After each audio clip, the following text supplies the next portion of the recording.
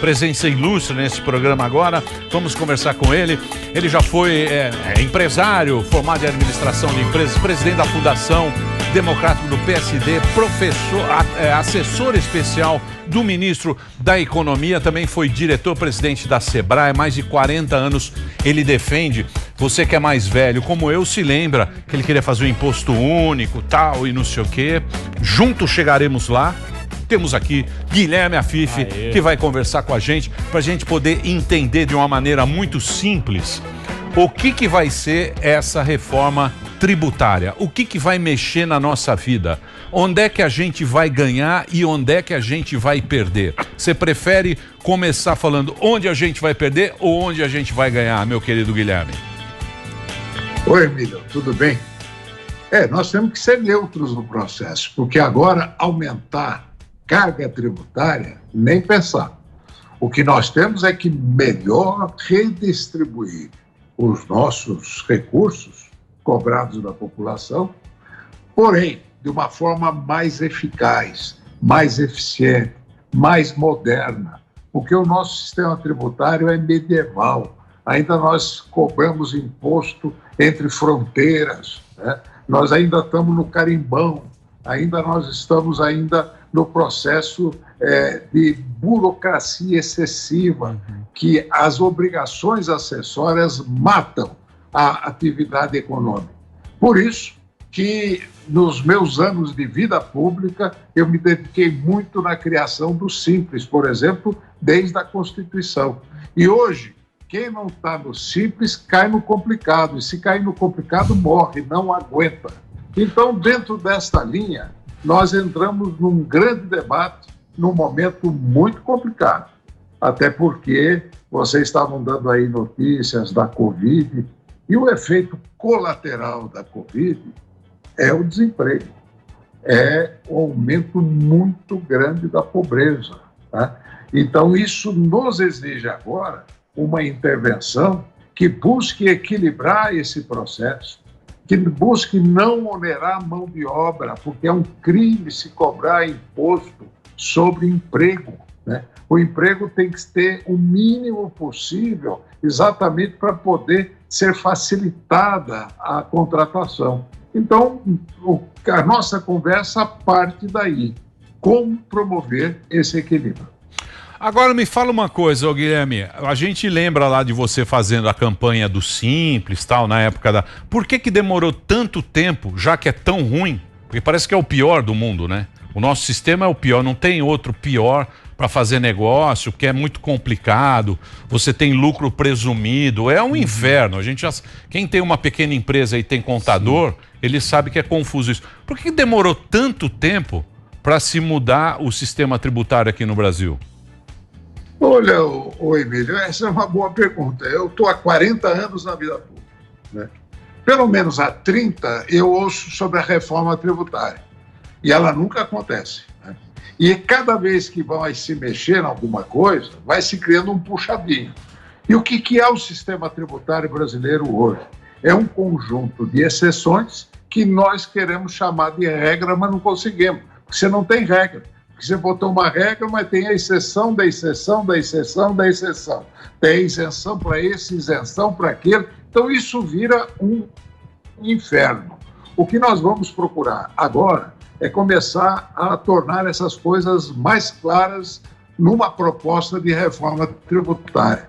Começando, nós demos o primeiro passo, que foi a unificação do PIS/COFINS, mas nós sabemos que a unificação do PIS/COFINS vai pegar em cheio o setor de serviço. Isso é meio complicado para explicar, mas eu vou tentar.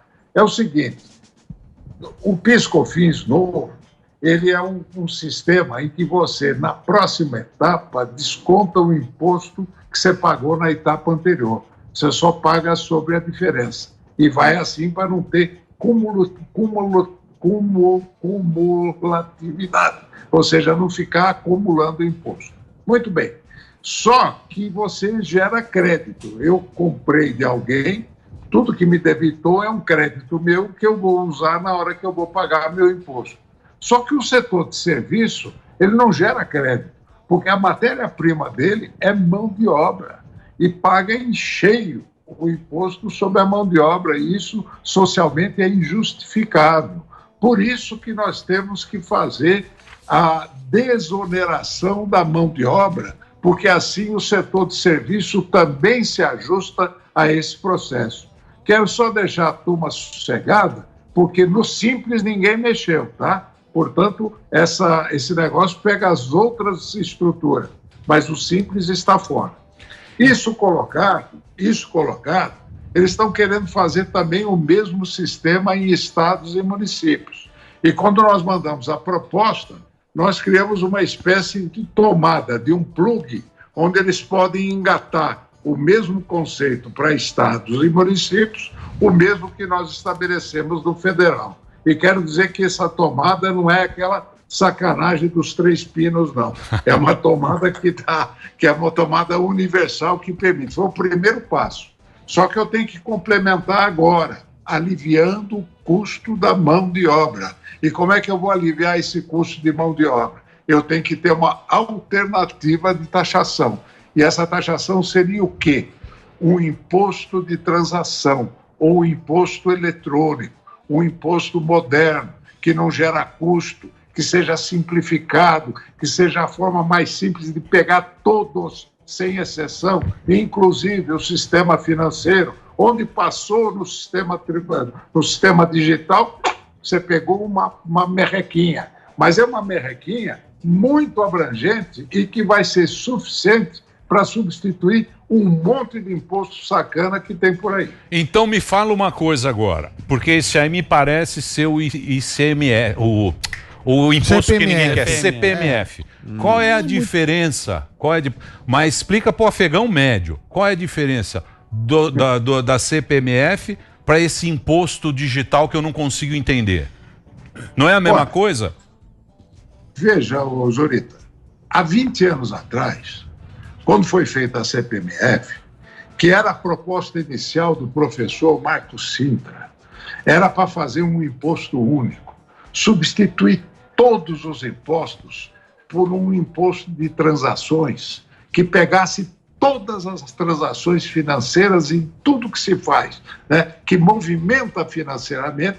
Você ia pegar um imposto e iria aliviar todos os outros. Aí o que fizeram?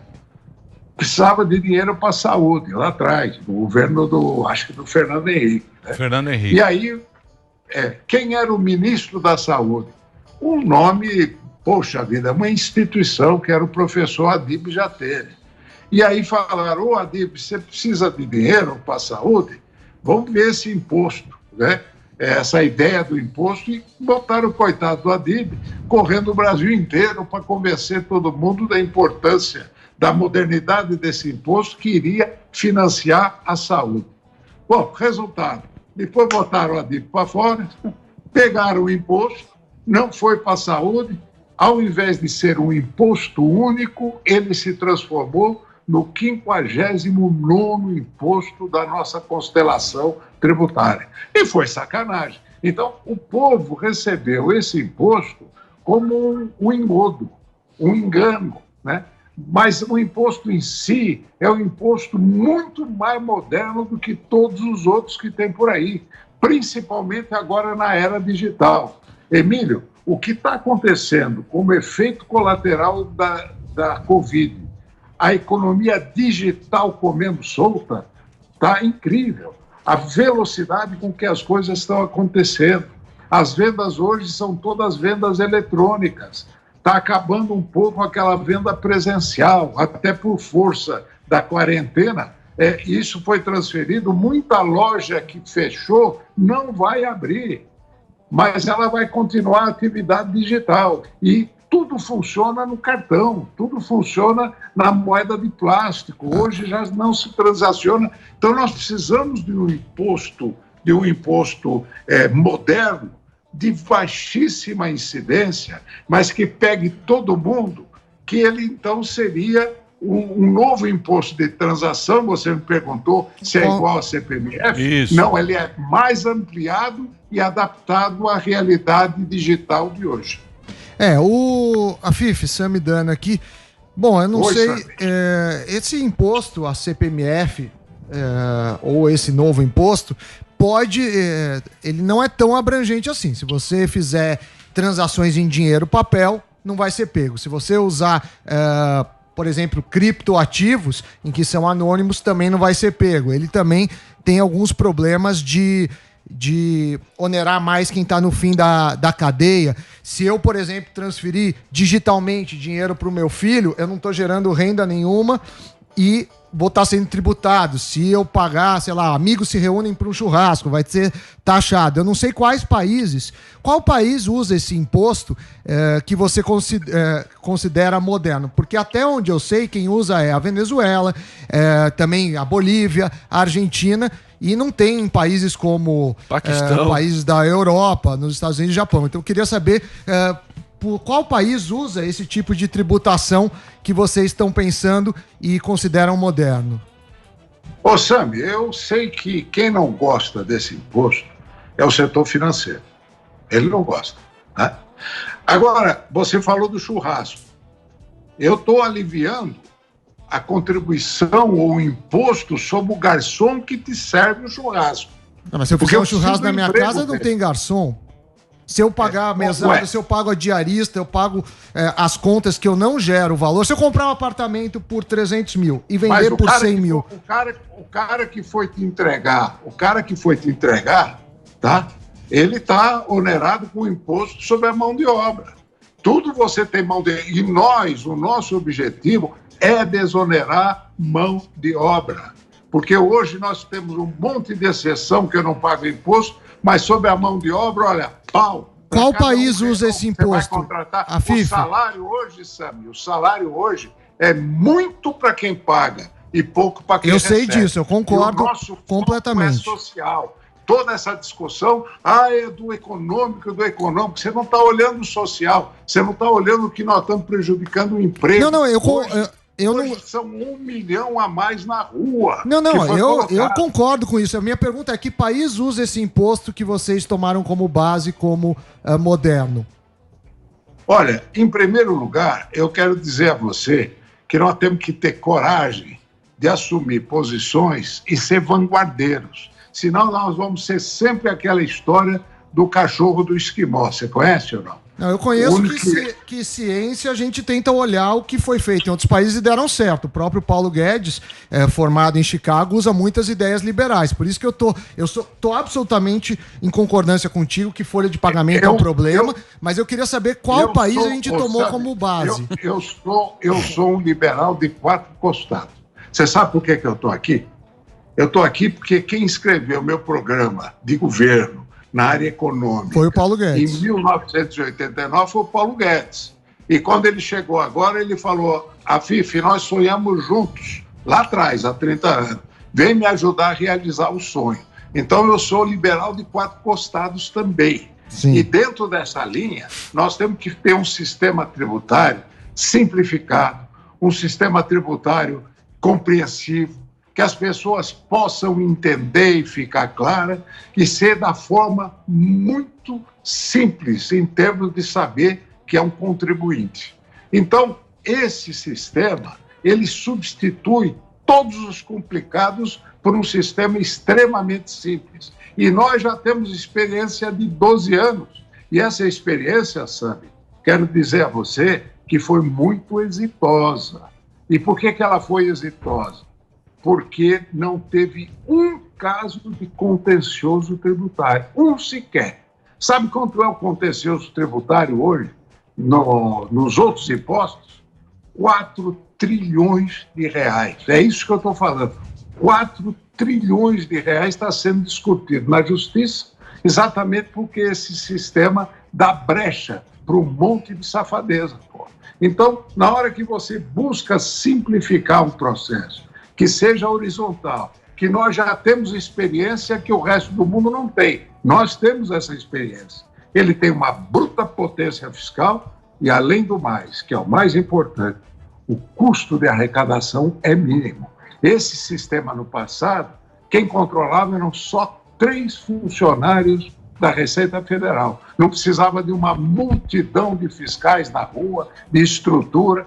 Foi muito simples. Portanto, a busca pelo simples, de algo que a gente tem de experiência, é bom para a gente olhar e ter orgulho de saber o que faz e não ser macaco de ficar copiando o que se faz lá fora, porque muitas das vezes não se adapta à nossa realidade. Então vamos lá, pelo que eu entendi, o imposto hoje em dia, ele é baseado no consumo, ou seja, o feijão que a gente compra, o celular que a gente compra, o grosso tá nisso aí. Vai desonerar o produto. Consumo. Oi? Consumo. No consumo. O grosso está no consumo. Tá no consumo, que é bens e produtos que vocês chamam. E tem os serviços, que é o quê? O serviço é o banco, é o cabeleireiro, é o profissional profissional liberal, isso é o serviço. Vai tirar o imposto pesado, que a gente paga mais, do produto e ir para o serviço, e o cara do serviço vai desonerar a folha para ele contratar mais e ficar mais equilibrado. Balanceado. Basicamente é isso? Não é só isso. O que mais é? Tem mais. Que eu já tem não. mais. O Sami não gostou desse imposto digital aí, não. Você já viu que ele já tá bravo lá. A cara dele. Hã? O baronato. A formação do Sami, eu conheço, ele é muito ligado ao mercado financeiro, por causa disso. Nós estamos querendo trabalhar. Não é por causa disso, não. Eu tenho empresa, eu contrato várias pessoas. Eu tenho uma produtora, eu tenho empresa de consultoria também. Não é por conta disso, não. É porque eu não quero virar Venezuela. Não tem nenhuma intenção outra senão a gente colocar o debate em cima dos pontos fundamentais que a gente queira. E aí, o Zurita, nós temos o complemento das ações, que é todo um conjunto. Eu vou arrecadar com esse novo imposto a quantia X. O que eu vou desonerar com esse novo imposto? Tá? Tem que bater para ser... Isso. Então, primeiro, vamos aumentar a base da isenção do imposto de renda para todo mundo, porque não corrige com a inflação, e aí o que acontece? Você cobra um imposto sobre aquilo que foi inflação, e que é um aumento de imposto sem lei que autoriza. Então você vai corrigir a base tributária exatamente estendendo por um número grande. Eu ainda não tenho os números que nós estamos calculando, mas vamos dizer que a base hoje esteja em 1.400 ou 1.800, eu não sei direito hoje a base, e vamos dizer hipoteticamente que ela vai para 3.000, tá certo? Você vai deixar de arrecadar sobre uma série de pessoas porque você aumentou a isenção. Para compensar, você vai mexer nas rendas mais altas, né? Nas rendas mais altas, você vai diminuir a alíquota e diminuir as isenções. Porque hoje você tem muita isenção ou deduções, desculpa. Sim. De saúde, Deduções. de educação. Isso. Você diminui a dedução, mas diminui a alíquota. Ou seja, eu estou pagando menos imposto, mas vou permitir que não se deduza tanto. É outra forma de se equilibrar. O terceiro é pagar imposto sobre dividendos. Porque hoje, quando você vai distribuir, você não paga imposto nenhum, porque já teoricamente pagou o imposto na empresa. Isso. E o que nós queremos? Que o dinheiro fique para ser investido na atividade econômica da empresa. Porque se você vai distribuir todo o dividendo e não capitaliza, você não está gerando emprego. Então, eu vou criar um incentivo de diminuir o imposto da empresa e aumentar o imposto sobre os dividendos. Exatamente para poder beneficiar o quê? A geração de emprego e de renda através de mais investimento das empresas. Portanto, tudo isso é um processo de compensação e mais o programa Renda Brasil. E esse programa é o que está segurando as pontas dessa crise da Covid e que vai terminar daqui a 2 meses. E nós vamos ter que ter um programa, sim, de renda básica para esse cidadão, com uma porta de saída desses programas na hora que a economia melhorar, que é a carteira verde e amarela, que é a contratação por uma simplificação muito grande que não tem hoje na carteira azul. E que teremos também um incentivo a quem trabalha por conta própria, que é o MEI, Esse MEI, que eu criei o MEI, eu sou autor da ideia do MEI, e já são 10 milhões de pessoas, só que nós descobrimos nessa pandemia, Emílio, que nós temos aí 60 milhões de pessoas, tirando o Bolsa Família, que são os 20 milhões, nós temos aí de 30 a 40 milhões de pessoas que vivem na informalidade total, que trabalhavam por conta própria, que de repente, com a paralisação econômica, ele ficou sem renda. Então, nós temos hoje que dar a renda e a saída para ele voltar a trabalhar, mas já registrado, já consolidado como MEI. E para isso eu preciso de um programa que é o do microcrédito. O microcrédito, que é aquele cidadão que eu vou atingir talvez com a maquininha, essa maquininha de crédito, porque hoje até o pipoqueiro, ele trabalha com a maquininha, porque banco não é para emprestar para pequeno. Banco não gosta de emprestar para pequeno, ele gosta de emprestar para o grande. Essa é a grande dificuldade nossa, de encontrar os mecanismos para entrar no crédito, para o microcrédito lá na ponta. Então, esse é um conjunto de ações que visa melhorar as condições de empregabilidade no Brasil. O foco é o emprego, né, o Guilherme? O foco é o emprego. Total. É complicado isso aí também, mexer, porque o Brasil, a gente tem um mercado grande, né? O mercado brasileiro é sofisticado, né? A gente fala aqui... Diversificado. E é sofisticado também, o mercado brasileiro é. E você vai mexer num negócio andando, né? Sim, não. Né? O Brasil não é assim. Não, eu posso fazer um break, Guilherme? Pra você brigar com o Sami no próximo bloco? Não, vocês estão brigando. Eu gosto. Não, você não gosta. Coloca a luz aí. Ele fala como político. Você não gosta. Eu vou discordar de um ponto. É que ele falou do mercado financeiro. Pô, o Paulo Guedes é do mercado financeiro, né? Você não gostou, ele vai taxar o dinheirinho que você tira Mas está regenerado, viu? Tá regenerado. O Sami vai colocar a luva no dos break. rentistas. Hein, Sami? Bela sala do Guilherme. O Sami não gosta desse imposto Não, eu digital. não gosto de imposto nenhum. É lógico. Mais um imposto. Nenhum. E eu sempre me preocupo como economista que pode ter distorções. Sim. Mas isso a gente fala no próximo bloco. Tem imposto, bicho, quando você morre. Tem IPTU de... Aliás, Tem IPTU de cova. Só duas certezas na Guilherme, vida, a morte e impostos. Mas os caras estão preocupados com o emprego. Sim.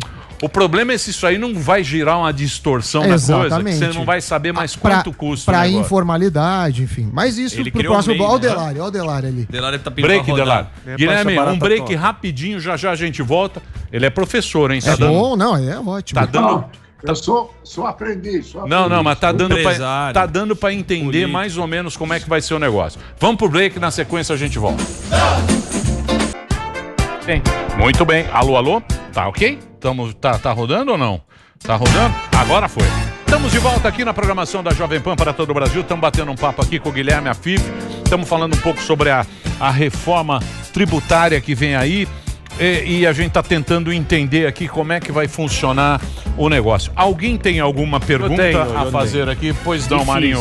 Afif, na famigerada reunião ministerial que foi vazada pelo ministro Celso de Mello, a gente lembra muito bem que uma fala marcante do ministro Paulo Guedes foi de que, abre aspas, tem que ajudar só os grandes, fecha aspas. Isso não vai exatamente de encontro com o dogma liberal, com as crenças liberais de estimular a competitividade e a competição dos micro, médios e pequenos empreendedores e empresas? Não, olha, na verdade isso daí foi uma distorção total do que ele falou. Distorção total.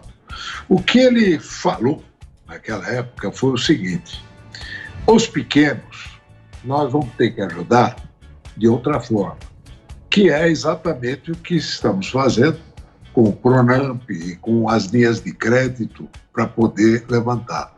Já os grandes, nós temos outros mecanismos, e inclusive nós podemos até colocar recursos para tornar sócio deles. E depois que passar a pandemia, que melhorar, vender. Né? Então, a explicação era, para os grandes, nós temos mecanismos de mercado. Para os pequenos, não tem mecanismo de mercado, porque nós vamos ter mais falido do que falecido na crise. E, de fato, está acontecendo isso. E o socorro que nós demos é dinheiro que se depois não pagar, como é que nós vamos fazer se o cara faliu? Então é quase um fundo perdido.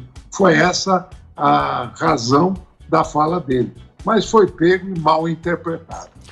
Essa dinheirama não volta mais, né? Já é tudo do passado, né? Já é, Alves.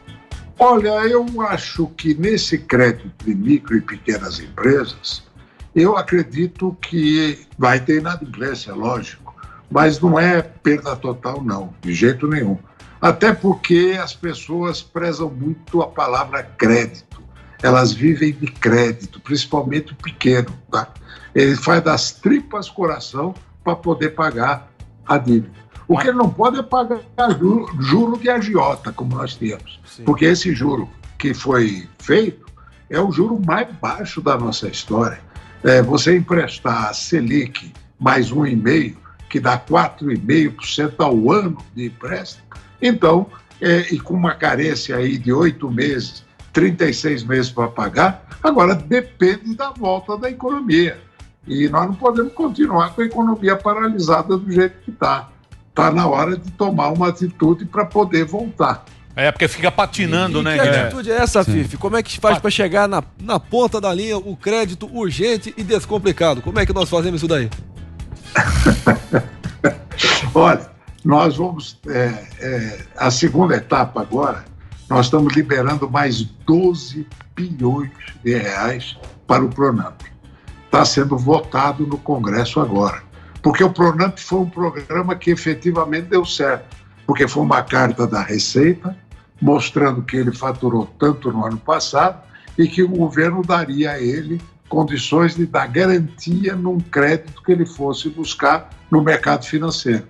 Porque o crédito estava empossando por causa do problema da garantia, porque banco só dá prata quem tem ouro, ou seja, só empresta para quem tem bens para dar em garantia. E ele não tem bem para dar em garantia esse pequeno, daí a dificuldade. Então, o governo assumiu, o Tesouro Nacional falou, dou 100% de garantia. Aí o banco começou a emprestar o dinheiro, mas a cota acabou muito rápido. Nós estamos botando mais dinheiro, mas a economia não aguenta ficar parada, não aguenta. Nós temos que voltar, não dá mais. Agora, deixa eu fazer uma pergunta agora, que pode ser uma burrice que eu vou falar, professor Sami, professor Afif. Estou aprendendo. Perguntas de burro. Por exemplo, o imposto. Vamos pegar imposto. É que a gente está falando um monte de coisa aqui agora, imposto. Por exemplo, eu trabalhar ou eu deixar o dinheiro na poupança? Para trabalhar, eu tô falando de imposto que você paga lá, o que eu pago. Para eu trabalhar, eu pago mais imposto do que se eu deixar o dinheiro na poupança? Poupança não... É que assim, o imposto você paga sobre o ganho. Não, eu quero saber o seguinte. Pegar o imposto, poupança dinheiro... Não tem imposto. Não, eu quero saber o seguinte. Deixar o dinheiro na poupança, eu pago menos imposto do que eu pago de imposto para trabalhar? É Sim, isso, Guilherme? E como é que vai resolver isso? Como é que vai resolver isso?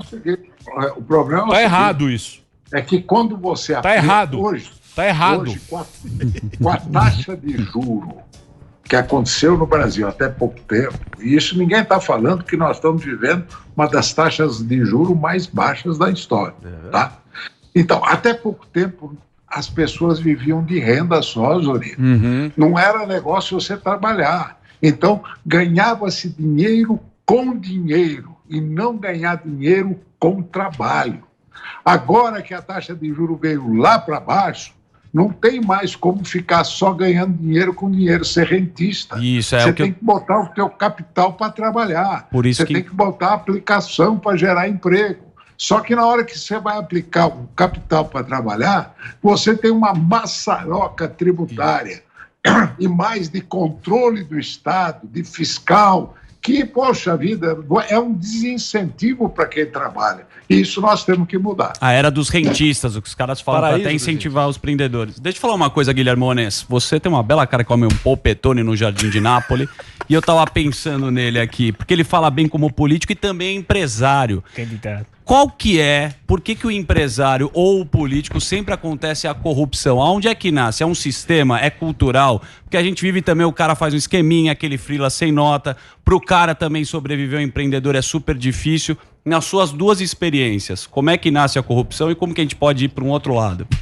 Bela pergunta. Quanto maior o tamanho do Estado e a sua interferência na economia, maior é a corrupção, tá? Quer dizer, quando você tem um Estado que cumpre a sua função básica, que é garantir a igualdade de oportunidade, que é garantir a garantia dos direitos, que é educação, que é saúde, que é justiça, que é segurança, esse é um Estado que nós podemos controlar porque ele está cumprindo o papel de contrapartida para a sociedade. Mas na hora que o Estado entra num monte de outra coisa, ele só entra para poder garantir a meia dúzia ou 10 que consegue se relacionar para ficar rico à custa da viúva, à custa do erário.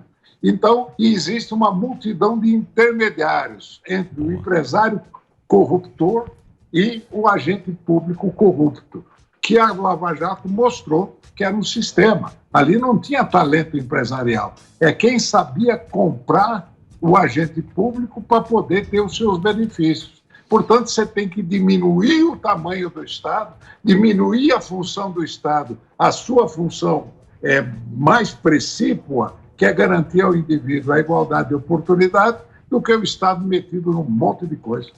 Afif, você mencionou que o Paulo Guedes te convocou para realizar o sonho que vocês iniciaram juntos em 89, agora no governo, e foi exatamente nesse governo que o presidente do Banco do Brasil pediu boné semana passada, né, o Rubem Novaes, alegando que não aguentou a cultura do compadrio, da corrupção e dos privilégios que ainda imperam em Brasília. A gente está falando do Banco do Brasil, uma das maiores instituições financeiras da América Latina, tem sócios privados, ações negociadas na Bovespa. E se até no Banco do Brasil o cara pediu boné alegando isso, eu quero saber da tua perspectiva, enfim, da tua experiência concreta. Você acha que isso ainda é algo bem presente aí nos corredores de Brasília? Sim, sem dúvida, sem dúvida. Por mais que hoje você tenha um governo que tem uma diretriz muito firme, contrário a tudo aquilo que aconteceu, você ainda tem uma estrutura que resiste. É o que nós chamamos de resistência passiva. Às vezes ela não aparece, né? Até os caras concordam, vamos privatizar, que é o problema, por exemplo, do Salim, né? Que está lá na privatização. O Salim fala, vamos, porque ele veio da iniciativa privada, aí ele começa a ver como é que faz o carro preso, rolamento preso, que você não consegue as coisas acontecerem na velocidade.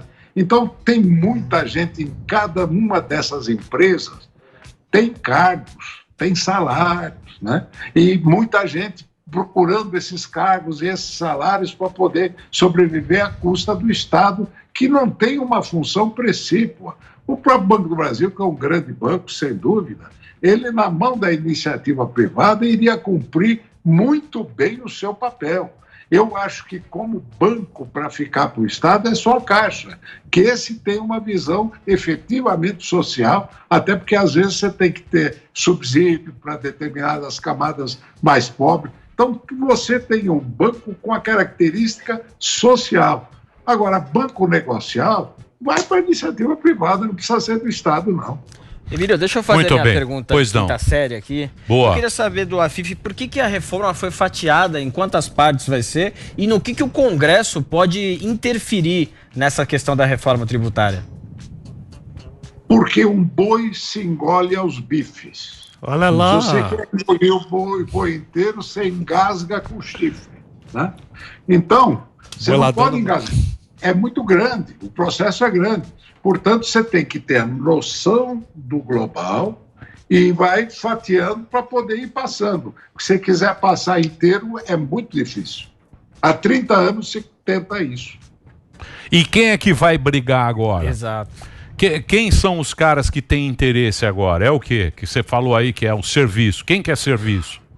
E quem é Quem é que vai brigar? Porque os caras, a gente não quer pagar imposto. O Estado quer arrecadar, sempre foi assim, né? O Estado quer arrecadar, e a gente não quer pagar, e tem os caras que vão lá, que fazem o esqueminha, o lobby, né, que eles chamam. Folha salarial eu quero saber, quem vai brigar? Quem vai brigar agora? Por isso, uma coisa tão desagradável como pagar imposto, ela tem que ser muito simplificada, né? para não doer, para não doer. Daí a importância do imposto simplificado, o imposto sobre transações eletrônicas, né? Que esse é um imposto que não gera burocracia, não gera, enfim, ele é muito simplificado e substitui uma porção de outros. Agora, a briga agora, nesse instante, você fala o setor de serviço. O setor de serviço é aquele que emprega largamente mão de obra e que tem um custo muito grande em cima dessa mão de obra que a gente pretende aliviar, né? Essa é a primeira etapa do processo. Agora, eu acho que todo mundo, Zurita, tem que entrar nessa discussão. A primeira é a discussão. Como nós estamos fazendo aqui, nós temos que tomar conta do espaço da comunicação para colocar as ideias contra, a favor, até encontrarmos, e o Congresso tem que ser reflexo dessa discussão ampla, não na conversinha de gabinete de lobista, que quer botar o favor para ele, né, que é o conjunto das exceções. O que nós precisamos agora é acabar com a exceção para criar uma regra, porque eu já disse que o nosso sistema tributário é um conjunto de exceção, daqueles que conseguem fazer lobby para não pagar imposto. E o trouxa que não faz o lobby, ele acaba pagando a conta. Primeiro a gente tem que entender direito, né? Isso. Que a gente não entende. Foi como a reforma da Previdência também, que a gente não entendia nada daquilo lá. E né? a gente... Pô, queria agradecer o seu tempo aqui com a gente, viu, Guilherme? O papo foi bacana, deu para entender um pouquinho. Entendemos bem mais ou menos. Bem mais ou menos. O pessoal tá falando para liberar o cassino. Mas você vê, né? Você vê que engraçado, né? Eu gosto dos nossos ouvintes, que são todos... de afegão, o João Vinícius, olha o que ele quer. Ele falou assim, mano, vocês convidam esses caras da economia e não perguntam o óbvio. Quando o afegão médio vai poder abrir uma empresa na garagem de casa igual a Microsoft ou a Apple sem os putos do governo encher o saco? É isso que a galera quer. E o pessoal tá falando também que os bancos são um pouco taxados. O MEI você já abre no sistema. Pronto, quer abrir um MEI, se abre na hora. Né? E é no fundo do quintal da sua casa. Mas o MEI tem que ganhar muito, mas tem que ganhar muito pouco, o MEI. O MEI é muito a faturar, você já não vira MEI. Você fatura um... O MEI é o primeiro passo. O MEI são R$6.000 mês. R$6.000 mês, se for o mercado de trabalho, é um salário alto, viu? Mas se tiver funcionário... Não dá pra comprar almofada. 6 pau? Se tiver funcionário... Vocês são muito ricos, são muito ricos aqui. Daí, falou o pobrão, né? O cara tem 3 apartamentos em São Paulo. Dá uma mesada aí os dois. Ó, a elite. Elite dominante, elite dirigente. Comprou terreno na granja pra cacete.